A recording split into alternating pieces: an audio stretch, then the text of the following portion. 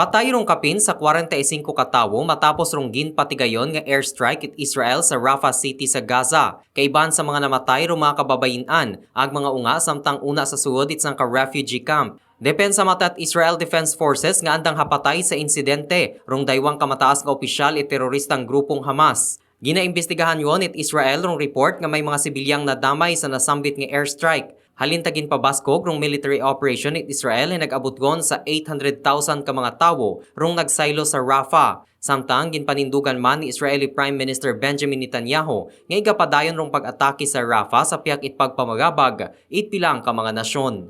Para sa kampyon nga balita, serbisyo publiko ag kalingawan sa Kalibo, ako si ka K5 Rio Trico. K5 News FM.